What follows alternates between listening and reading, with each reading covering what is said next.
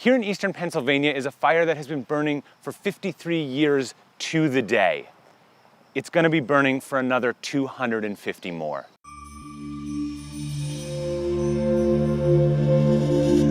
It started simply in 1962 with a dump fire on Memorial Day. They happened all the time. They usually just burn themselves out. And this particular dump fire spread, and it spread to an open coal vein. This fire would start a slow motion disaster that would consume and destroy the town of Centralia over the next 50 years.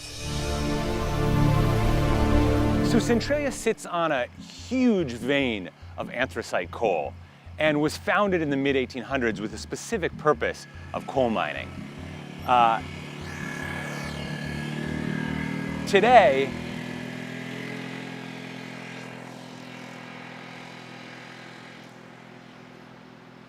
for the first 20 years, the fire went largely unaddressed. People didn't necessarily consider it an emergency. In 1981, everything changed. Valentine's Day, 1981, 12-year-old Todd Dombowski was playing in his grandmother's backyard when the earth opened up below his feet. I seen smoke and I thought I didn't want my grandmother, to go over near because she's elderly and I was worried about her, so I went over to see if it was the mine fire, and when I did, I just fell right through. Luckily, his cousin was right there, grabbed him and pulled him out before he fell what turned out to be into the 150-foot hole that had been created. Centralia went from being an anonymous town with a little coal fire problem to being a huge national concern. The question was, what were they going to do about this town that was on fire? It divided the town in half. Half the people wanted to stay, they wanted to make it a better place to live, they said it was safe. The other half were basically looking for federal funds to leave. They said, we don't want to be here. It got really ugly and finally it ended in a vote. More than half the town voted to leave.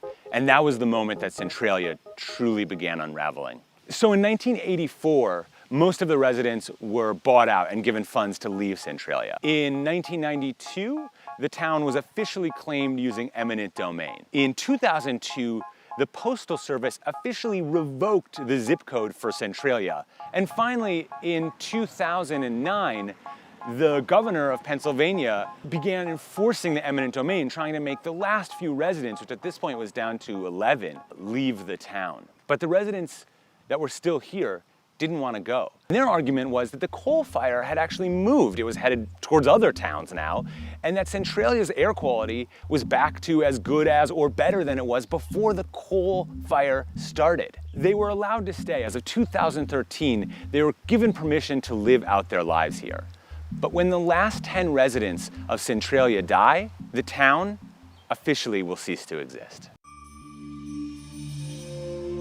Centralia is certainly the most famous example of a coal mine fire, but it's actually one of 38 active coal mine fires in the state of Pennsylvania, one of hundreds in the US.